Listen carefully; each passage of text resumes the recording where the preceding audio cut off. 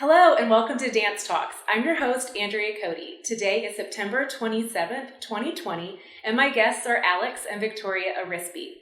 Alex is a retired firefighter and middle school theater teacher from St. John's School, and he is currently an instructor for Houston Ballet Academy.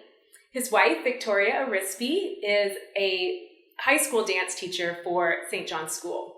Alex and Victoria, welcome to Dance Talks. Thank you. Thank you so much. Thank you for being here. I'm so excited to talk with you guys and hear more about your careers and really just how it all began. I've met you guys, I think, around 1996, but I understand your professional competitive career started in 1969. So catch me up and tell me really how you got started as a little boy, or just how it all began for you. Well, I've always liked dance, but I really didn't hear a lot of music back then, but because I was born in 53, and then my dad eventually became, he started with the very first televisions in the 50s, so he had a television, repair shop, and that's when I first started seeing shows out of nowhere, and started with the Wizard of Oz, and then later on the Wizard of Oz became in color, and I was like, oh my God, and then I saw him kind of dancing and bouncing around, I was still real young and stuff. So that was the one that got me started, and the one real big one, second one was Lawrence Welk.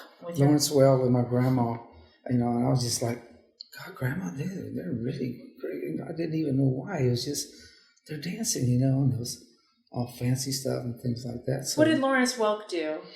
He had a show that... It was on Channel 8. It was on PBS. Yes. Okay. Mm-hmm. Right, and it was all real Before cool my stuff. time. Variety show. Yeah, and Mm-hmm. they had a bunch of dancing going, good dancing stuff. I was into that, and the other one that I kind of talked about. Lots of musicals. Well, then I started seeing the Westerns type shows too, they had the music in it, and I was like, and they did some country Western dancing, but I was like, everything's when I was a little bit younger and stuff like that, so.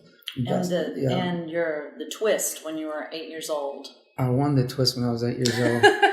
What was this, a world competition or? It was kind of a school competition. A school competition, awesome. Yeah, but the rest of them were older than I was. Yeah, and that must have given you a big boost. Yeah, all the parents and stuff like that. So who taught you to twist? I don't know. I just kind of learned. I think my cousin Hank. That was he's 5 years older than me. Okay, he cool. kind of sort of did it simple, and I kind of picked it up quick. And then all of a sudden, I saw them, they're competing the twist, and they're doing all kind of stuff, and I'm just acting silly, And back then, I was a little chunky. They called me from the group Spanky from the Spanky of our Little gang. Rascals. Yeah, so they called me that. So I just started dancing, going crazy, And my cousin were laughing at me stuff. So at the very end, they lined up people to dance, and they said, okay, we're going to vote and see who's going to win this thing. And long story short, I won the competition. Not because I was good, because I was doing the twist silly at my age, Yeah. So crowd pleaser. That's my first credits for winning my first competition. When I was doing the twist and stuff. And so then after that, I started to, see more about dancing and looking at, songs. It's when Thriller came out, I was really sold by that. So that was really amazing to see, what was happening at that time. And of course, before that, you were going clubbing before he was really of age. Yeah, that was with my cousin Hank. True, yeah. He would go out just dancing. True. And so really pure street dancer, no formal training. Yeah, not at all. And stuff. What kind of places were open when you first started going as a teenager? There was a lot of dance areas that had to do with like some churches they had big old studios, and we would just do a lot of fun stuff. I was just learning, dancing with people that were taller than me. And what kind of music? It was, probably 60s, the 60s and 70s yeah. when it was, Mm-hmm. And so later on, eventually, I just kept doing. He would take me there more because he really wasn't a dancer, but he liked to see us dance and stuff like that. So, I'd dance wherever. I was just asking him, and he wouldn't ask him. Hank wouldn't ask anybody, but I did. So, They thought I was just a cute little chubby guy, just like that. So I started, doing that a lot more, and I got to travel. And after a while, kind of go to other places where my cousin said, you can go to these clubs, but they're going to put a big X on you, which means you show it to them, you're not going to drink anything. You said, that's fine, That was a great era when you could get the X on your hand and still go in and have a good time, be looked after. And I just kept dancing and following these girls that were taller than me. And like I said, they just thought I was a cute little boy dancing because I was asking them, how it is. Yeah. And stuff like that. So it went on, and eventually. And then into more breakdancing. Yes. Breakdance era. True, yeah, and then that's when I started seeing, Soul Train. I grew up with Soul Train, and that sold me. Really and truly, I started trying to imitate and doing stuff and doing the breakdancing and this and that. And then we went to California one time, and we started. We saw some people there that were doing really good hip hop stuff and teaching us some other stuff. So that also helped me a lot to do that. But I was a biter. So they call it in street dancing.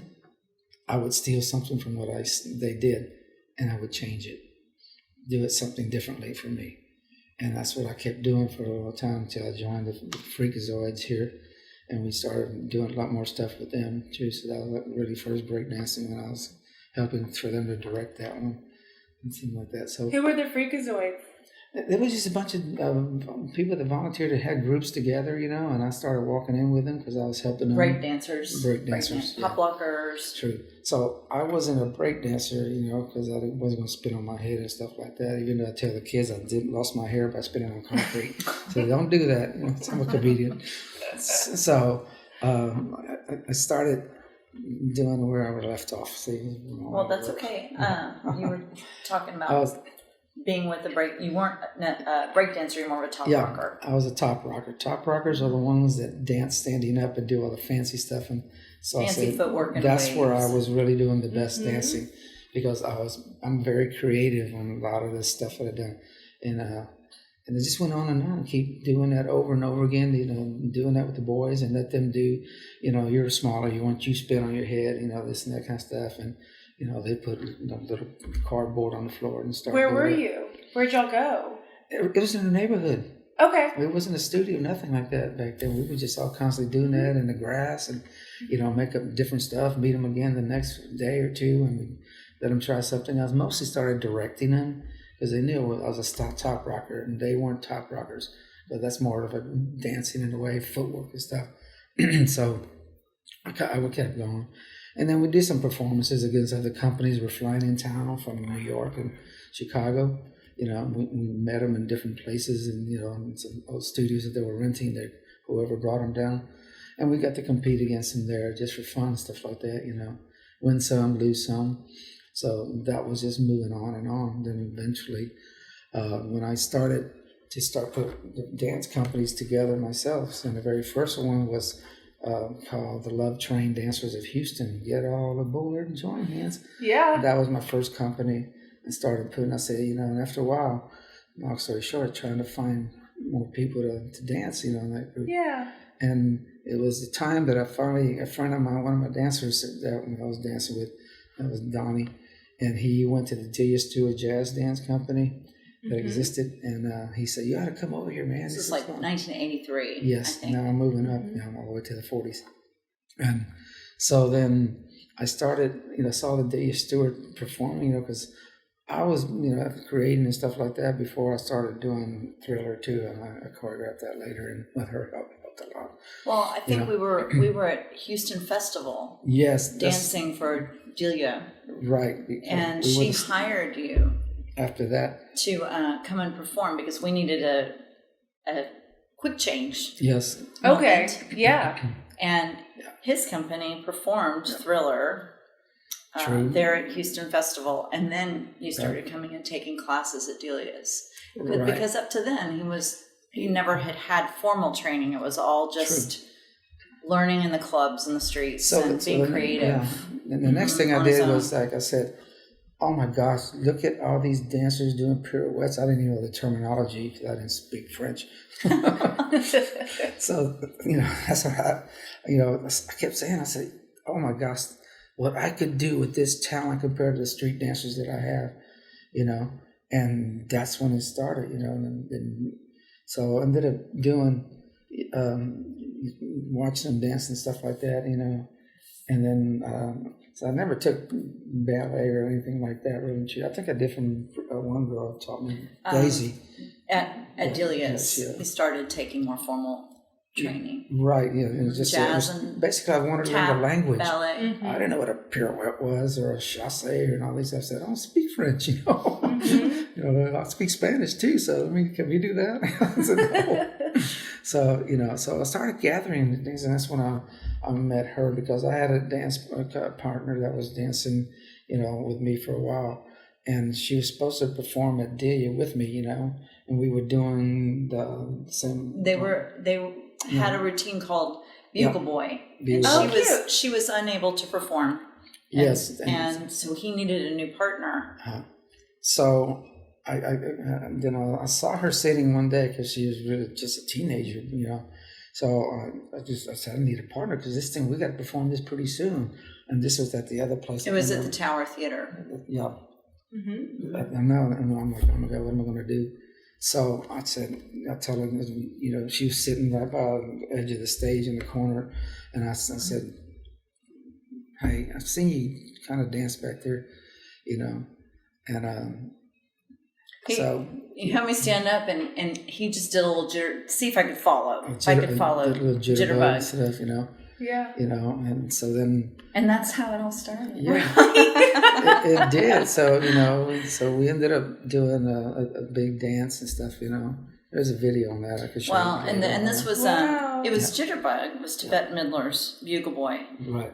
Lots of lifts and tosses. Flips. I'd have her here and I'd flip her. She'd go around. I'd catch her.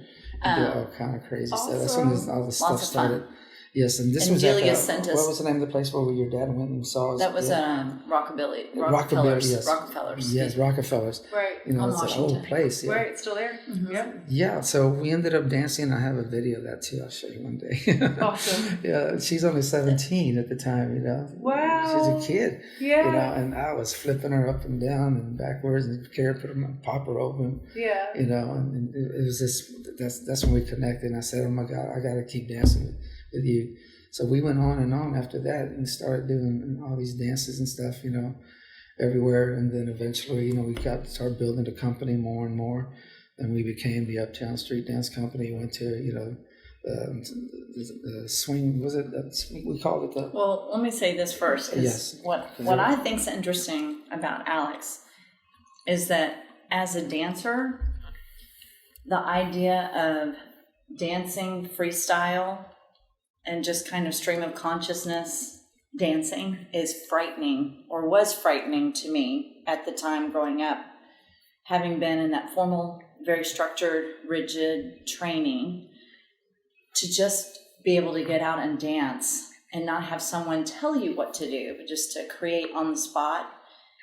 That was his genius, and it's amazing to me to feel, as even now that I've become more of a choreographer, but back then it petrified me.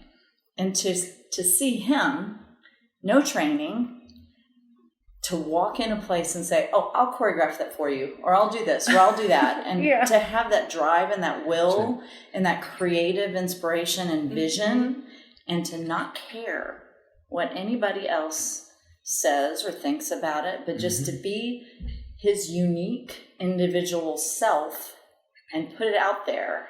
And that's what he's done his whole life. I was a natural creator to this day. So he walked into Delia's and said, I want to create a piece. And Stacy Northcutt had the same. It was during the flash dance era. So early 1980s. Yes. She wanted to do, if you remember flash dance, something that was more hip hop. But a break from jazz, it was called. So it was jazz dancers and street dancers competing against each other. So they teamed up. A break from dance? A break from jazz. A break from jazz. Okay, cool. So she choreographed the jazz part. He choreographed the street part. What was her name? Stacy Northcutt. Stacy Northcutt, yeah. She's the one. And so that was his first venture. But to walk into a professional dance company when you're a street dancer and just go, yeah, I'll do that. You know, that to me, that was, wow. And yet he didn't have a lifetime of somebody like correcting him and telling him he didn't have it. No. All of the things that we get when we train in dance. Yes. And you become self-conscious about, you judge yourself, you know, that he didn't have that. So he was able to just go in there and be him, you know, just put it all out there the way he sees it, the way he wants it done. And, True. And that's kind of how, and that's how our collaboration kind of started as well. What was the theater where we danced for every time? The Tower. The Tower Theater when it existed. Yeah. So the building's still there. You know, it's down on Westheimer in Montrose, but it's not a theater anymore. It's a Mexican restaurant. Yeah. Right. Mm-hmm. And all the dancers that were at the theater, working for D, they kind of didn't care for me because I wasn't trained. Yeah, you walked right in and took their spot, kind of. I'm sure they all wanted to. So, we worked so hard to do triple pirouettes, you know, all this training to get out there and show off what you've got. And then he walks out there and does a head roll, and the crowd goes crazy. So it's kind of like, oh, wait a minute, you're stealing our thunder right, a little bit. There's a story about me moving the head. Because there was even people at the ballet at the time. They were, you know, I said, you know, this was the younger kids, you know, level 5, I think, you know, maybe 7. So I told them, I said, we're going to do this, and we're going to move your head this way, and you got to go the other way. They go, why do we have to do that? I said, well, I'll tell you the story, you know, I'm going to make it quick. I said, well, Victoria and I went to an audition that they told us about. It was a commercial. Yeah, a commercial that I didn't know it was a commercial. First of all, I didn't know that. So they put us in there, and they put 5 of us, and they just play some songs and just dance. Here come 2 people watching us. And look like you're excited. Yeah. And you're happy, and you're dancing because you're happy. I started pop locking, boom, boom. I did my head like this, and he says, you stay. I said, okay. I didn't know what the commercial was going to be about. So then I think you did your dance, and and then Lewis Houston, one of our dancers, he was a good gymnast, so he started doing back handsprings over and over again, so they picked him too. Backflip, he was standing backflip. Yeah, so then we did it at a gas station. Is it for Shell? You know, so we did that, and then it was a scratch, like you scratched something off. Of course, it was a lottery ticket. I've seen it. It wasn't a lottery ticket. It was something else. I can't remember what it was. Just some kind of bonus. No, because back then when you bought gas, they gave you a scratch-off ticket. Right. Oh, look, I got some chips, or I got some $5 for gas. Okay. Mm-hmm. So that's what I did. So I went out there, and I was supposed to scratch the chicken and look in and go, wow, no word. I just make them and move my head and go. That was it, over and over again. And he's over there doing back handsprings about 10 times, and I'm just doing this, you know. So months and months went by and stuff like that. Then all of a sudden, you know, I started getting checks.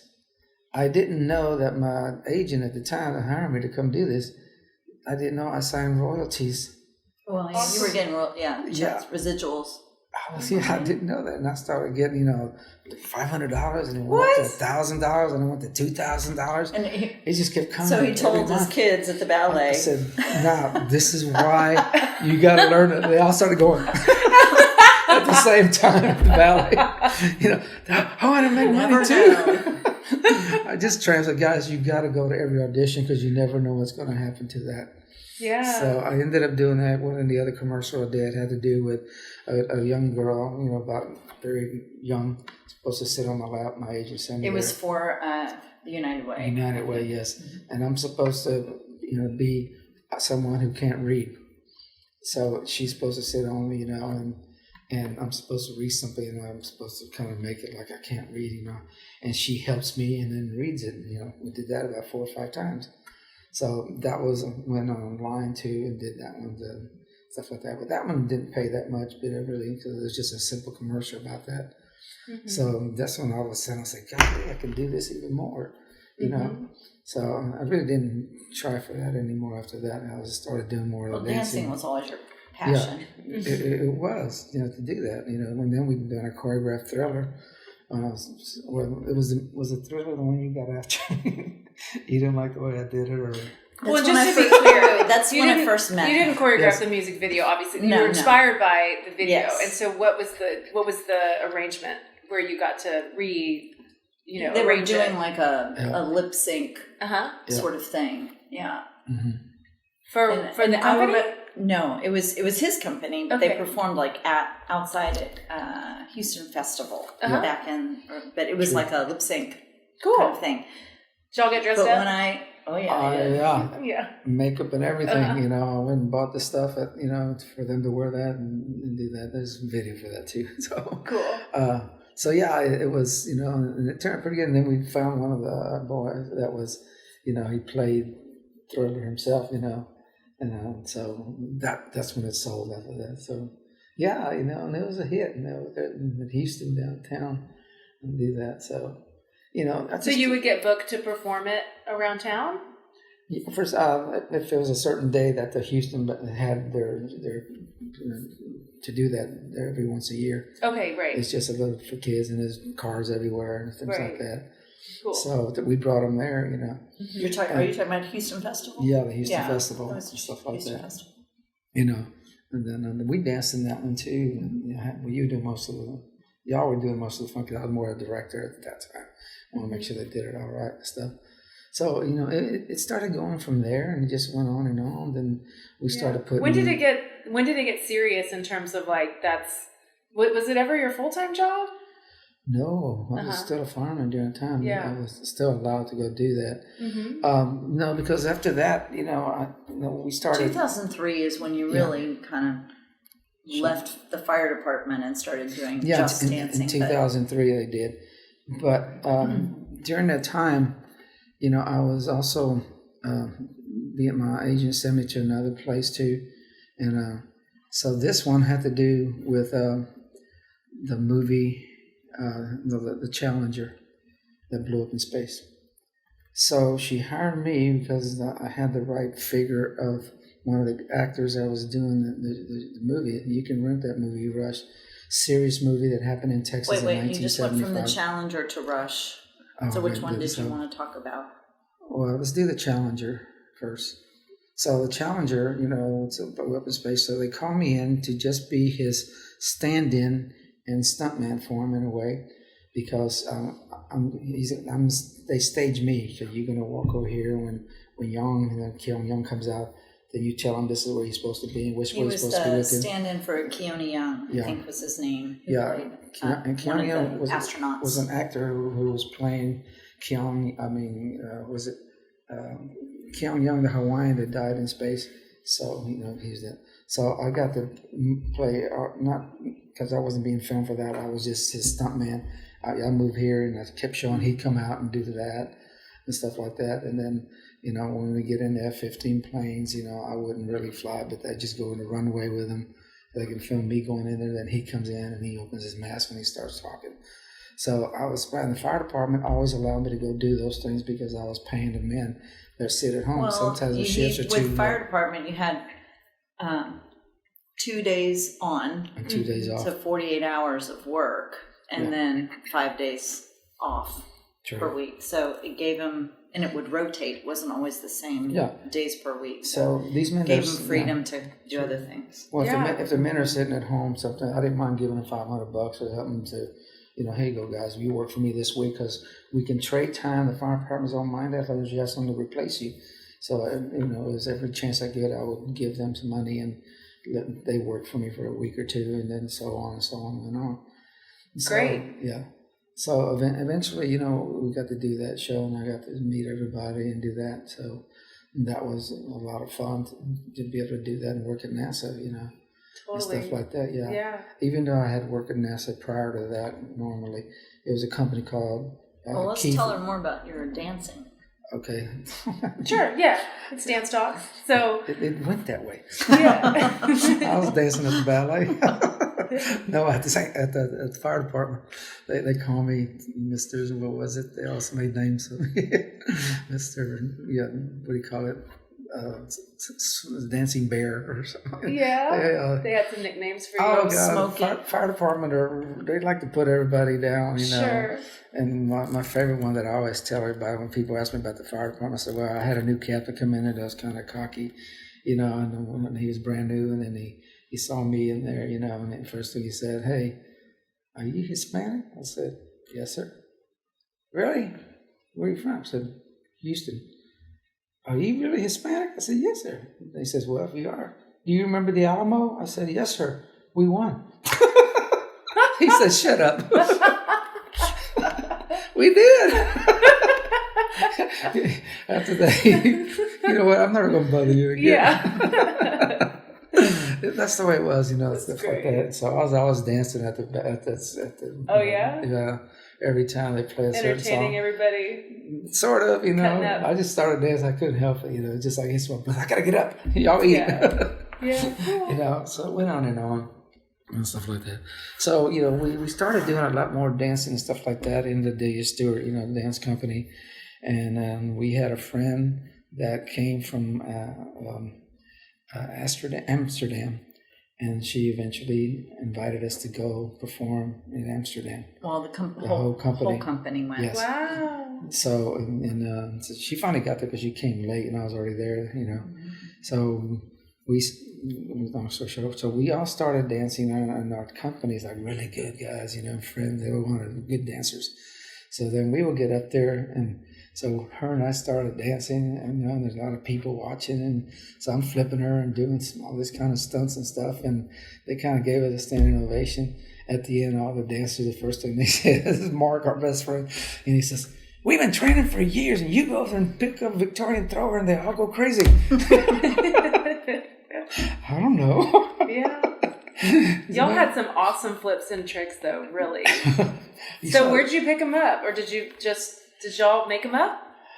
I saw certain things online, and then I started changing them all my way and stuff like that.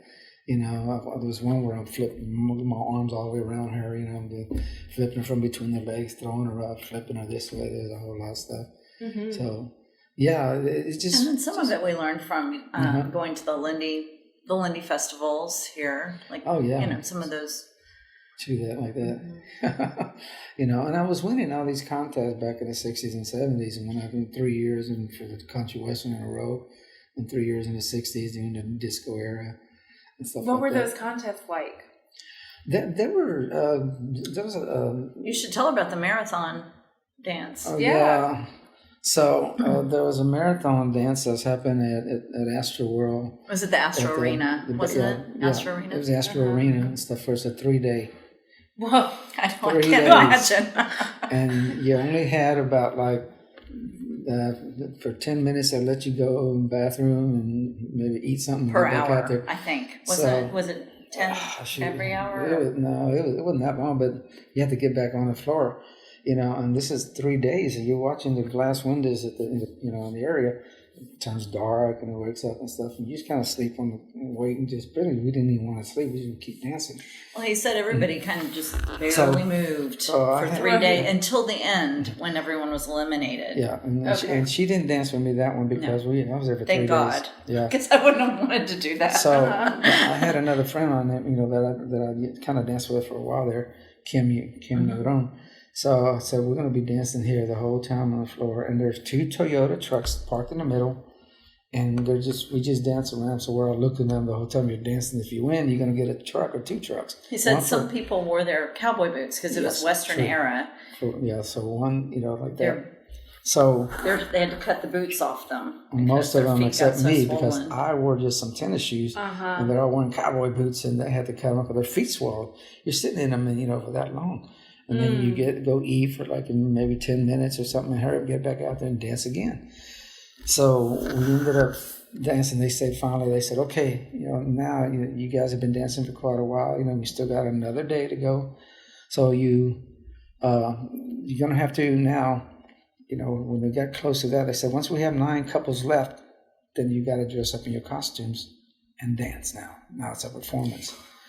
So here we go. So me and her started, and then they couldn't start with that. Well, when did you start hallucinating? Because you hallucinated at some point. Oh God, yeah. You're dancing around forever, and after a while, you just go. Everything's like. He saw the fire truck. Yeah, so I told Kim, I said, "Is there a fire truck here in the middle?" He says, "No." I said, "Are you sure?" He said, "Yeah." So. Wow. I kind of cheated in a way because they were taking people out because they thought they were doing drugs to stay up and stuff like that. Well, I, in the fire department, had these little tablets that you pop. It's like a smelling salt. Yes, and you wake up. They didn't know I was doing it. It wasn't a drug, but it's smelling it woke me salt. every time. I said, okay, the fire truck disappeared, so I think I'm fine. Oh my goodness. So now we're dancing in competition with your costume. Right. So I'm here, I'm dancing. There's the 2 trucks right there going over and over again, and it was starting now. It's getting on the last day. I'm like, oh my God, this is too much. And so I said to Kim, we're going to play a slow song now. This is kind of coming down and stuff. So it was kind of easy because she was a little bit thinner and lighter. So, but she was pretty tough to hang in there. So we ended up doing it, and finally we finished it, and then we won. Thank goodness. 2 Toyota trucks, and she kept one, and I Seriously? kept one. Yes. Awesome. And $12,000 in cash. So we got to share that, and she was good, didn't need it, she helped a lot, and we put it together, to do that. So that was amazing, It's not bad for 3 days' work, really. I know, and I had just bought a Bronco truck at the time, really, and I had another car, so I gave it to my sister. Nice. So she finally, got to do it because she was taking care of. I raised all her kids, those 4 of them, So I had to do that, and I helped her. So I was. Well, his mother raised them really, but he was a big part of their life. Because my mom was going blind, and then she did. That's why I got my first car at age 12. My license at 13, the hardship license. So she went blind. So I started, driving everywhere like that. And my grandpa, when I was 7, let me drive his truck, and we went into his ranch hunting. So I got to drive all that kind of stuff. And then that's when I started working at Astroworld. Oh, yeah? Cool. Yes, I did for 9 years. And so winning that marathon, was that your... No, that won the marathon. That I got the trucks. Something. Okay. Yes, so the next thing I did was that I went to... they had a big contest at Astroworld, huge one, to see who's going to win that big, prize, and it was just about, $100. But at that time in Astroworld, they had a lot of performances. Yes, they had. I think they did right up till the end. Yeah, they had stages. Sure. He would go watch all of those and then they get inspired. and I didn't have a partner that I knew in there, so I just saw a girl dancing. I said, I don't know your name, but will you dance with me? Because I don't have a partner. She goes, sure. So I started dancing stuff, and I won the whole thing. Awesome. So, and then they finally sent a picture of that, of me winning. Arizpe wins the competition, this one. And that got me started even more. So, it was just happening, without me even trying. I can do this, and I just kept doing it. It went crazy when her and I finally started dancing and doing that, so I was flipping her and all this kind of stuff eventually. And I did get hurt on one of them. Yeah. Well, I overdid it too many times, and my whole back froze. He was doing a lift where he picks me up his head over with again, one arm, and I would run into it. And then finally he said, okay, we don't need quite so big of a preparation. Just take a step right here, and I'll just take you. After I lifted up like 10 times, and as soon as I put this, it's like, whoa, my back froze. I had to load him into the back of my station wagon and drop him off, and they were just oh my goodness. What happened? He was in the hospital for a couple. And I called my other friend to come pick me up in his truck, and he puts me in the back, in the back of his car, my legs sticking up because I was frozen. I couldn't even. I was holding myself I said, my feet aren't touching the ground. I'm holding myself as long as I can. Yeah. And he got there in time to just get me in the truck. Well, and general wear and tear, he's had. Yeah, this titanium shoulder, they're having this right now, and that one was from the fire department. Not got hurt by the fire department. This was I was trying to break my record of 350 pounds. And I had a fireman supposed to spot me just like this. If you see me stuck right here, you just come lift me up. When I get past that point, I can finish it. This was 350 pounds. So instead, when I got stuck right there, and I said, okay. And he said, okay, but that's what he's supposed to come and help me. Instead, he came, grabbed me, and lifted up. And I said, no, and he let it go. And it just went my arm like this. It just went pop like that. I was like, oh my gosh. So it took about a year or two or more before I can get it fixed. And now it's all titanium and stuff like that. Did that one. And this one I had 3 screws in it from throwing one of the dancer girls.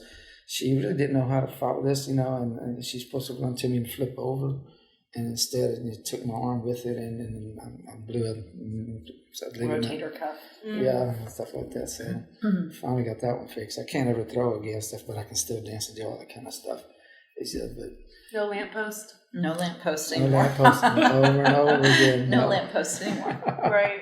Oh man. I wanted to throw them this way, but it's just, I had it at that point. After I got hurt, I said, well, no more of that, But I can still partner dance. I mean, hard, other kind of stuff and things like that. I have videos of all the dancers back in, during the swing era and stuff like that. Second swing era. Yes. Yeah. Awesome. You remember the very first time when what's his name came to Houston? Frankie Manning, the very first time. And it was some big place that I can't remember the name of that one. In the Heights where we went. To the lodge, I think over there in the Heights.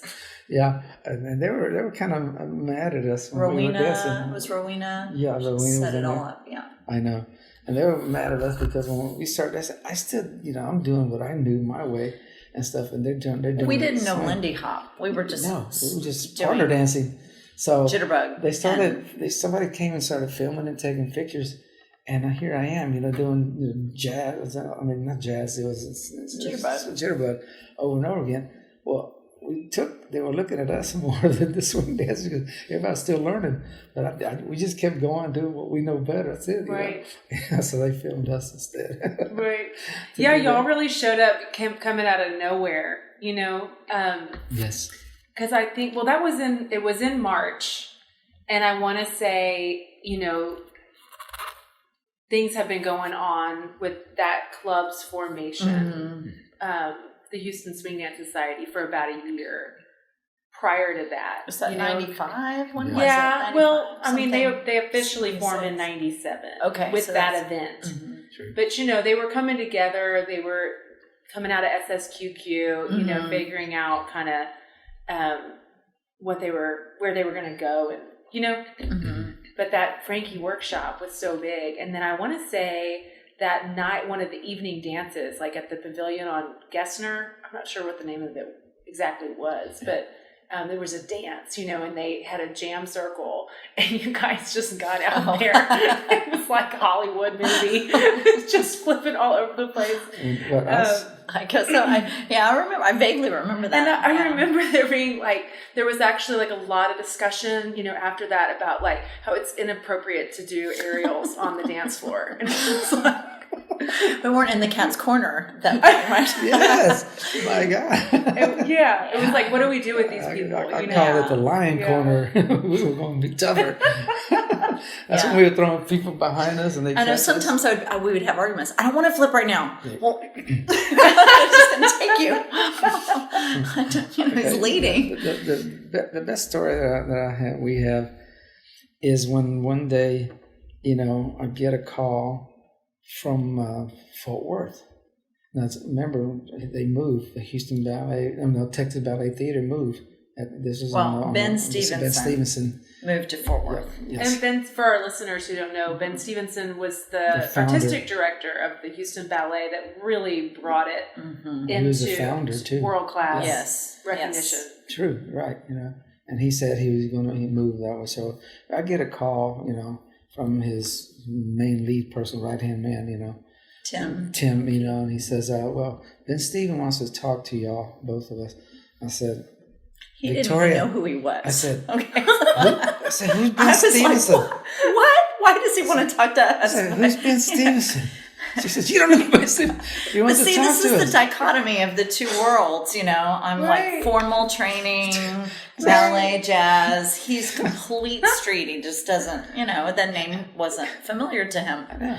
So we found out, he says, Ben wants y'all to come and put a show together that's 2 hours long. No. He wanted us to set a swing ballet. 20-minute. Oh, swing. Swing ballet. Yes. On the professional company, Texas Ballet Theater. Right.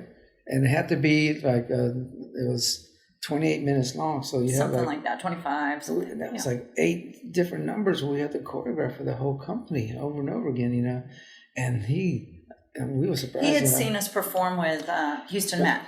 Yeah. And seen the choreography there. So he'd been looking at us for a long time. So one day, so we went to his office before, because he was coming back and forth. So he was in his office because they talked to us.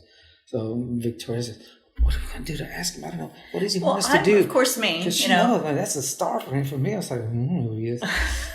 So he sits over there, and we're sitting over here, and I said, "Victoria, I think he's just going to want us to do what we want to do." She goes, "No, you got to ask him." I said, "No, you ask him." Well, of course, in my mind, I'm thinking, does he want more with these ballet dancers? Does he want more technical? What does he want? What do you want us to choreograph for you? It's more swing, more ballet. What's the? So she says, she talks to him. She goes, "Well, he says, can you tell us exactly, what you want?" He goes, "I don't know if I can do that. You guys do it. That's why I hired y'all." Yeah. I was like, "I guess we can do whatever we can do." Cool. He just wanted to swing ballet. It was a lot of fun. It was great. And he told us the only reason he didn't hire us, he says, "I've seen y'all dance in Houston many times performing this and that. So I want this to open the show in Fort Worth for the first time." They did that, and that was in 2002, I think. That was 2003. Yeah. So then we went there, they flew us in there and stuff like that, and we started choreographing and put it together, We taught all those dancers how to Lindy Hop. Which was, it's so different than regular partnering that they do in many ways, because they do waltz, they do a lot of the social style as well, but it's, as you know, the lifts and tricks are some of them are so blind, they feel blind, the acrobatics of it. So he gave us a whole company. So he's got people that are in charge over him, and they people that paid. So he set us in to introduce us to all those men and people, and they're like pretty cocky, and they started asking, said, why would you give these two people that we don't know much about them at all? They didn't, give them let them have the whole company to do what you ask them to do. And I'm standing next to him. I don't know if you were there next to him at the point, was it? So anyway, so he said, finally, when they kept bugging him, saying, "Why are we giving him this company? And he's in charge, right?" Right. So he says, "What do they?" He said, "Huh? You were there." I know. So I'm standing next to him, and that's when he kept asking, "What does he? What is it that why you hire him and give him the company?" He said, "Because he's a fireman."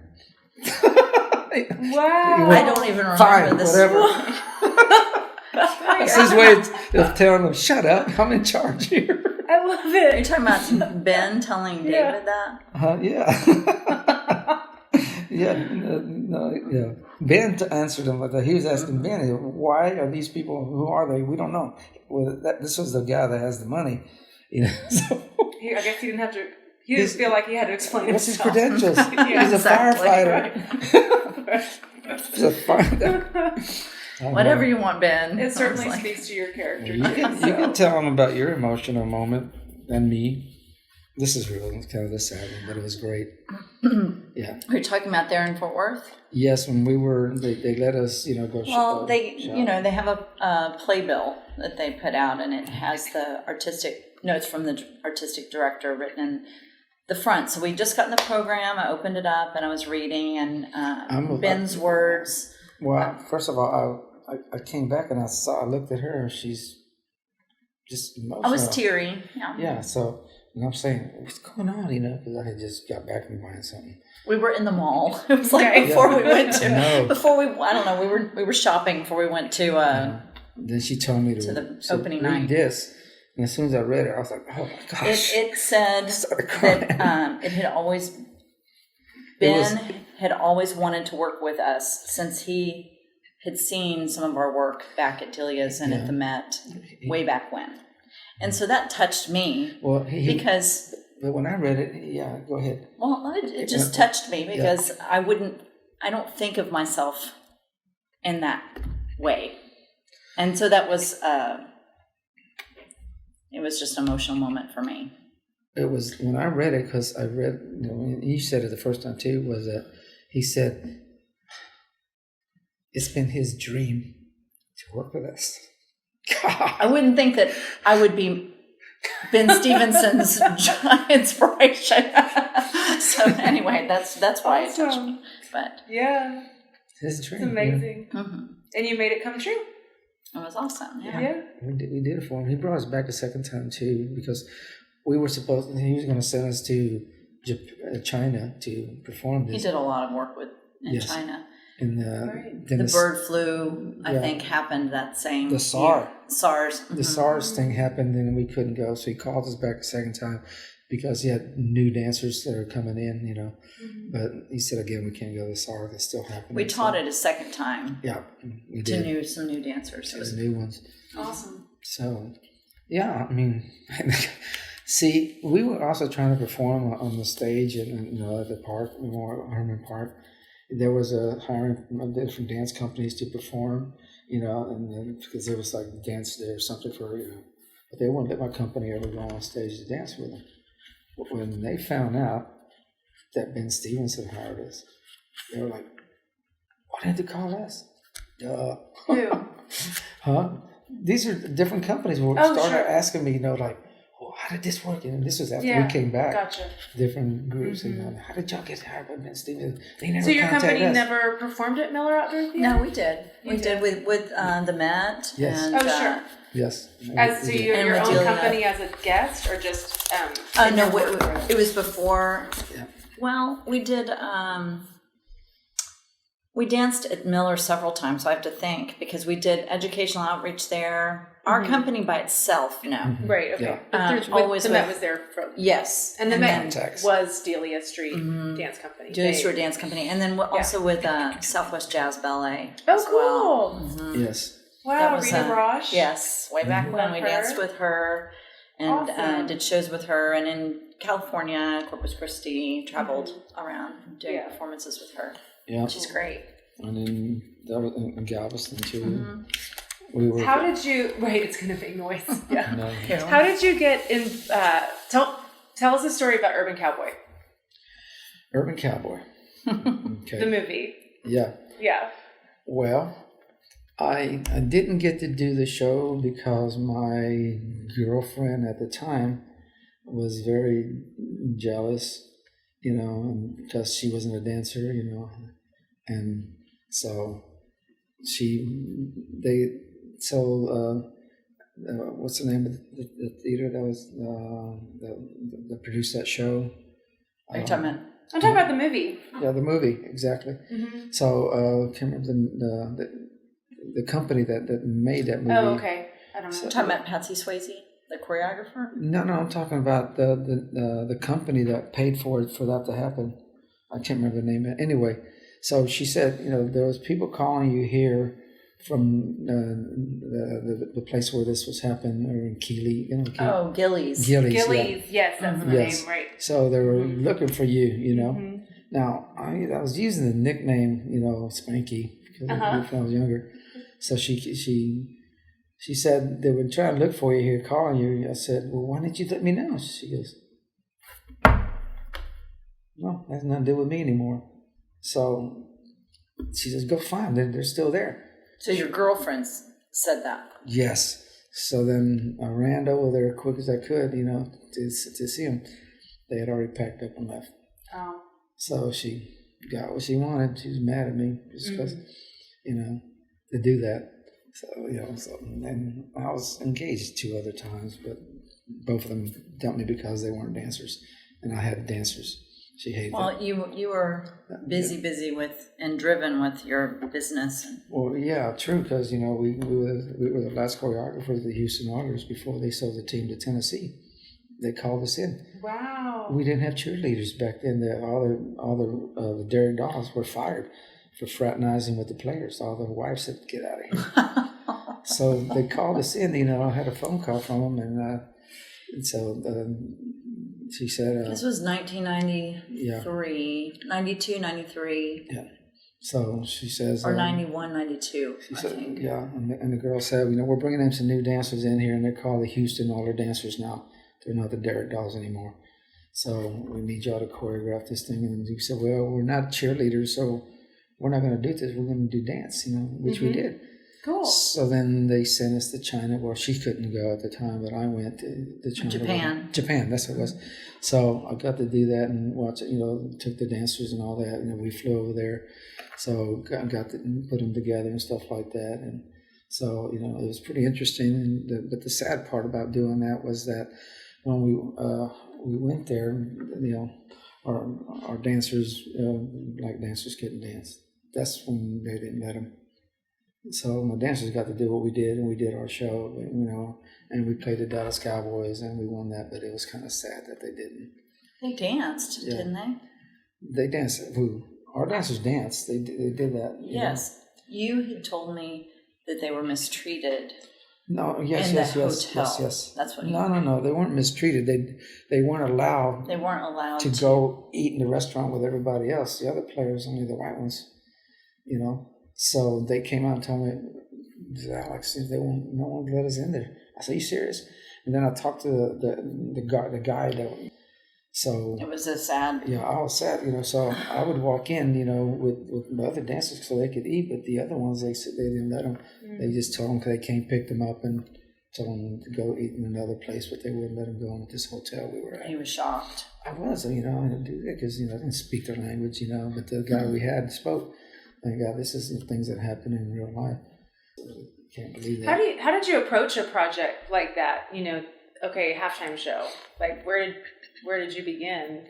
With which show? Like, you talking about? Just with with that in particular. I'm curious how you did the Texas Ballet Theater's swing ballet as well. But like how did you, when you really just given that license to just create a show? Like, how do you start?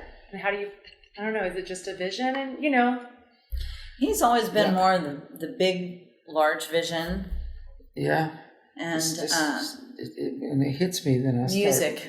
Music the really takes me where I need to go and what to do with it and stuff like that. I don't say I'm a great dancer or anything. I mean, I can lead and do all that stuff, but I get these ideas to put this together.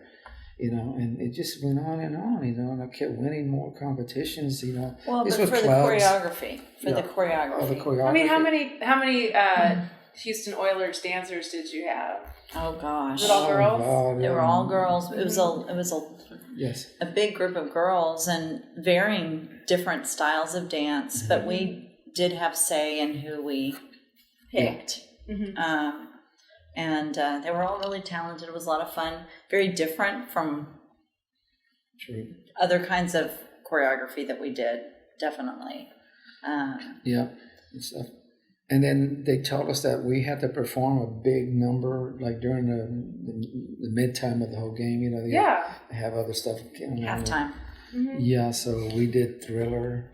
Okay, cool. Yeah, so I started choreographed Thriller. We did lots of stuff. We did different. I think we did 1940 swing. We did some different style. And we bought the costumes because they didn't afford to pay us to go order something too late.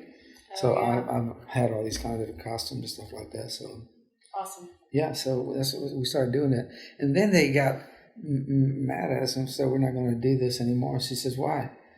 Because normally all these people that want to go buy beer and it's like that, and when you guys start dancing, they stop buying. I guess we were too entertaining. Yeah, I had a 3-year contract. They were too entertaining. I had a 3-year contract with them, but I had to give it up and I said, "Can't do this," Wow. So I just did the one and I had. I think it was 2. Then that was it. We had to cut it quits at that point. So yeah. Well, we got married that year too. True. Yeah. And then we started putting the other companies together. That's when we did the Love Trade Dancers was the first time because that was before I knew you though. We did Uptown. Uptown, yes. Uptown Swing Dance Company. Uptown Street Dance Company. Excuse me, Street Dance Company, and then the Swingtown Jitter Hoppers. Yeah. So we had both. Jitter Hoppers, that's the mix. You get it? I loved it. Yes, I get it. I love it. It's Jitter Hoppers. Yeah. Jitterbug and Swing Hoppers, we all that together. Yeah. And so, it went on and on. I loved doing it. I wish I could come back and get to start swinging again. Yeah. Both of us, really. Yeah. So, stuff like that. It's a ton of fun. It is, and I'm just so glad to get danced for the time, especially when the ballet finally gave us a new thing to do, and they call it social. And that means we will have to teach everybody partner dances in the ballet. Mm-hmm. Not the company, but just all the kids. They can learn to lead, follow.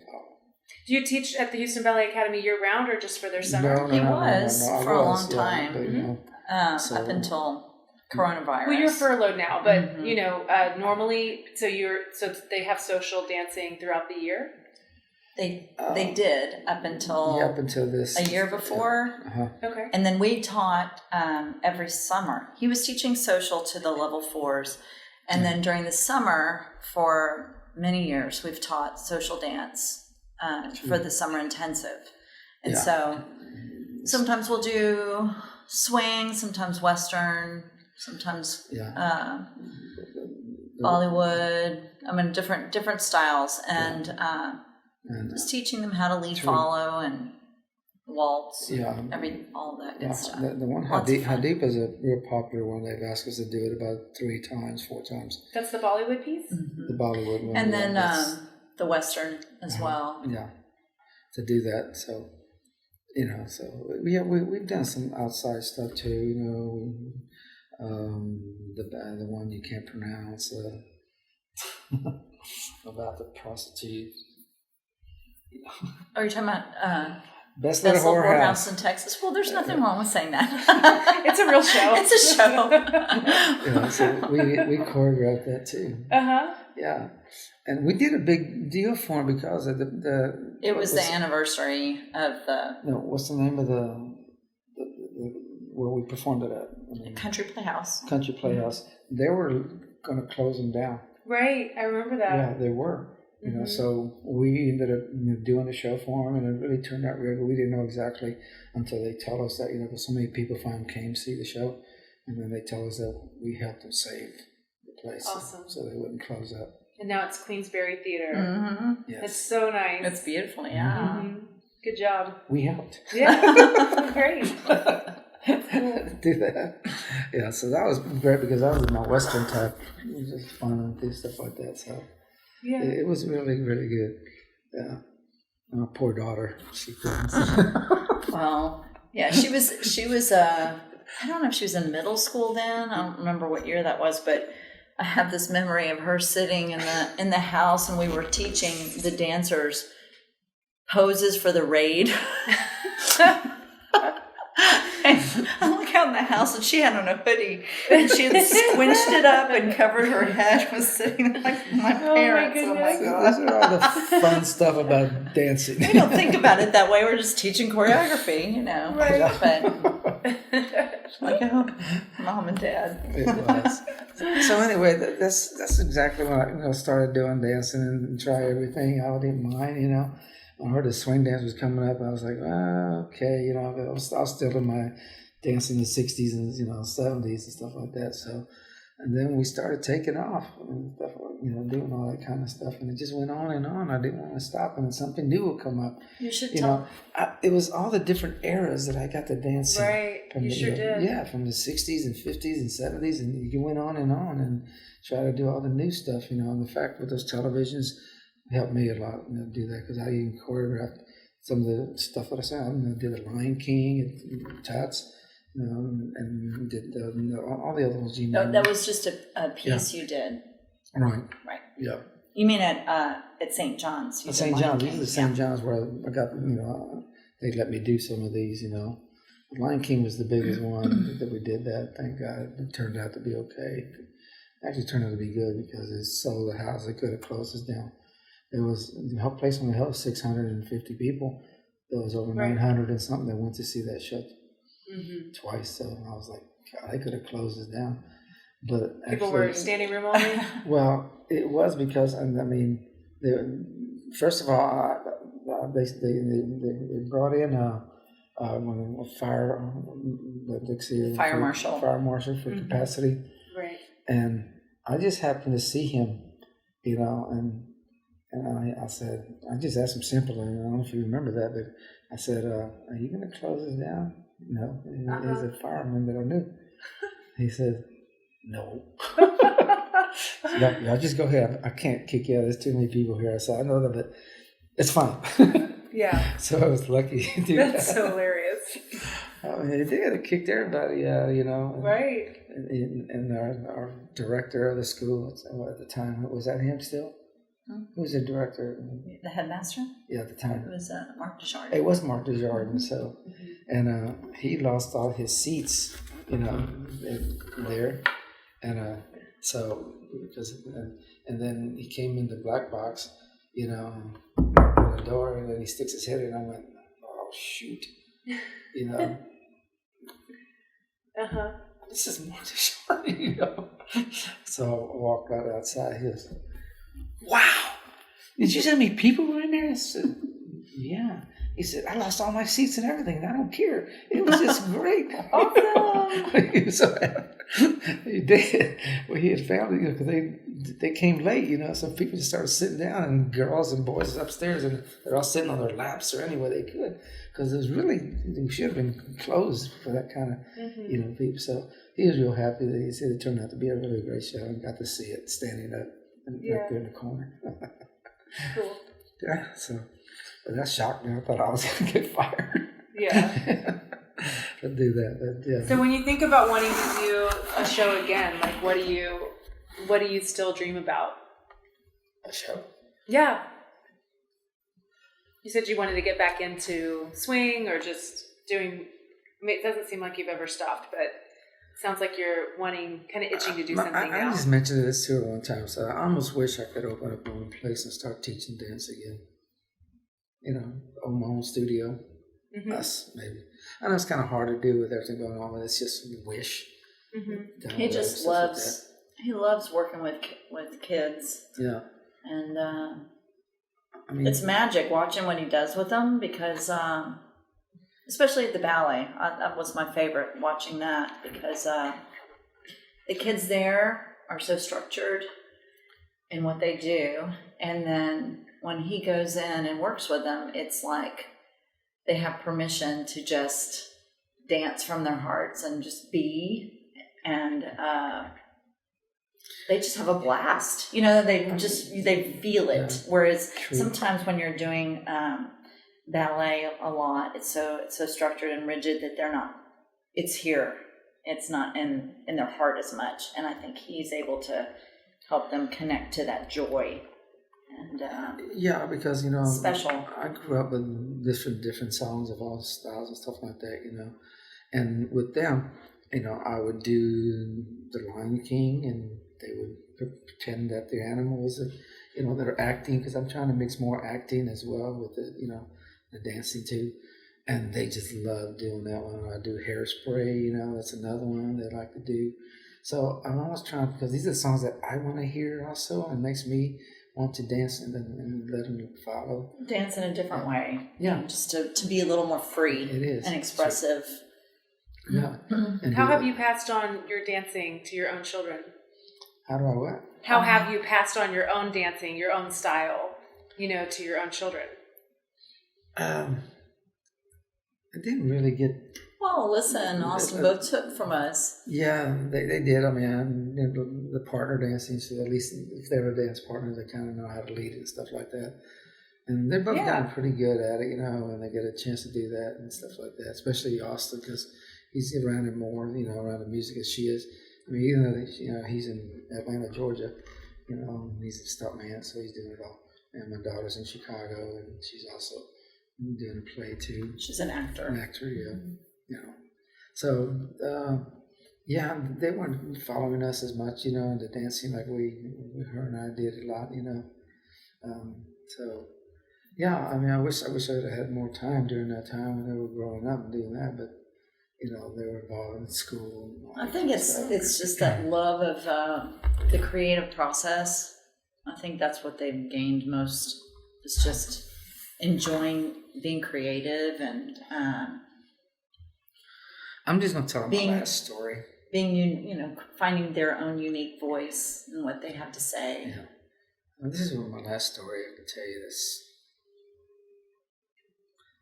It always gets to my heart. So ballet, you know, I was doing the outreach program for a long time for the ballet, you know, and also Tuts was sending me to go do at Shriners Hospital when it was there. It's not there anymore. They moved to Galveston. So I started working with those kids, they're handicapped. and stuff like that. Did that for a long time, for a few years and stuff. And the ballet's got me signed up. Right? I mean, Tess has me signed up now. If they get to open, if they need I just said I'm just part time. I'm not doing full time anymore.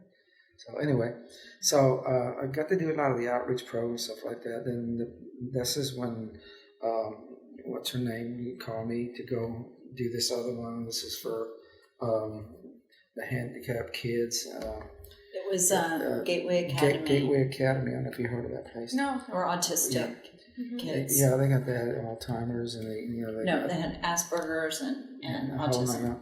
Mm-hmm. So she, but it was Jen that sent me there. She said, "You're the only one I think you'd be able to do this because they're really asking for someone to help them. All these kids are graduating; they're high school kids. Ready to graduate. And we can't work. We don't know how to get them to dance because these kind of kids They were having a prom. Yes, they were going to have a prom. They don't know how to. They won't touch each other. That's one thing that those kind of things that they have. They don't touch. They don't. I said, well, how can I teach them this? He says, really, you got to help us figure out how to do that. Some of them will do that, others no, So I went there for quite a few weeks. I kept going over there to work with them and stuff like that. So I started working with them, slowly, and luckily there's like 5 or 10 teachers there just in case they can go crazy sometimes, and they have, all of them have different things to them too. What was the other one you said they have? Yeah, it's the Asperger's and autism. And autism, yeah. And so I knew that they don't touch, I kind of knew that quite a while when I first heard it, because I think I heard it in the fire department. So I kept going over there and working with them, and slowly they started kind of grabbing hands, and then they, not long, this and that. So I really didn't think I could do this anymore. It was like, golly, I'm just, things like that, because I had a boy that came up next to me that didn't want to dance. He sat in the bleachers behind us. This is at their school, and he would tap my shoulder, and I'm looking and say, yes, sir, what can I do? And he says, do you know anything? I'm just going to use this term because I can't remember exactly. Like, you ever heard of the Allman Brothers? That there's a band, they sing and stuff like that. I said, no, I don't know much about them. He says, I didn't think you would. He walked away. Oh, I felt stupid. I think I've worked with y'all now so long story short. So I worked them with, for weeks and weeks, and we kept coming over there, and I kept seeing these guys slowly getting better, but not real sure, because they kept calling me back, you got to work with this group here, like that. So they called me back after it's been a while that I hadn't been over there, and they says, you got to come back and see this. I said, okay. I said, you just need to come back. So I went in there, we drove over there, Victoria went there, and I walked in.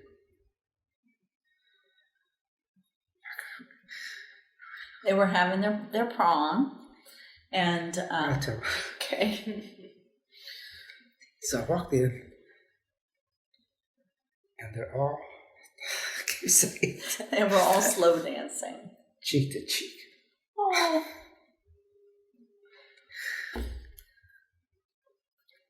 it's amazing. It's a hard one. And they told him, you did that. You did that. I said, what happened? The teachers were really? I said, they were slow dancing cheek to cheek. And I started crying. And so did the teacher. I said, what happened? What did I do? Sorry. I know. That's how serious I am. So she said, I said, really? What did I do? For them to do this, they're doing it. She said, you gave them permission. I gave them permission. You loved working with them. Huh? You loved working with them. I know, I loved it. And the Shriners kids. The Shriners kids were amazing too. Oh God, yeah, handicapped kids, stuff like that. You'd go there and he'd teach musicals and make up dances to a little musical. They put on a very short musical, within like an hour. So they'd each have lines. They'd each have a song that they'd have to learn how to sing, and they'd dance. And he was great at being able to come up with different ways for them to move because of their handicaps, but to all be able to be involved and be part of the big part answer was the music. Mm-hmm. They could really connect and the parents with the music, and they always wanted to hear things from the 60s and 70s and 80s. Well, and the parents were there too with their kids, yes. and he'd get them involved. And the kids loved watching the parents dancing and having fun as well, as to see a side of their parents that they hadn't seen before, having fun and singing and dancing. And I think it brought a lot of joy to a lot of people. I will go back there again. They call me. He misses doing that. Yeah. I really do. Yeah, they're in Galveston now. You just need to find. Well, no. Right now, it's hard to find anything. Well, Shriners is over there, but the other one's still over here in town, Gateway Academy. Mm-hmm. So it's really, really a miracle. Yep. Well, let's close with, can you give us permission, like if we're feeling a little insecure or feeling a little hung up on our technique and what we're supposed to do, can you send us with some advice on how to tap into that freedom and joy that you bring? Oh my gosh. How? Well, one thing I tell the kids a lot of St. John's and stuff is that you can't become who you need to be by remaining who you are. It's true. It's true. I said, if you want to be in front, you go get in front. And stand there, because this is your future. You can do this. You can't just stay here and stay in the back. Walk up to the front. There's space. And that's what I believe in, that you can't be, become who you need to be by remaining who you are. It's simple, And I always tell them, because sometimes they're always arguing and stuff like that. I say, you guys, listen, I said, you meet new kids that are coming in and stuff like that, and sometimes they're cocky, doing this kind of stuff, and then I'll tell them, look guys, there's no strangers in this world, just friends you haven't met, and here they are. Talk to them. Better do it. There you go. Mm-hmm. Whenever you feel down, step up. Just get out there. Do a pirouette. Okay.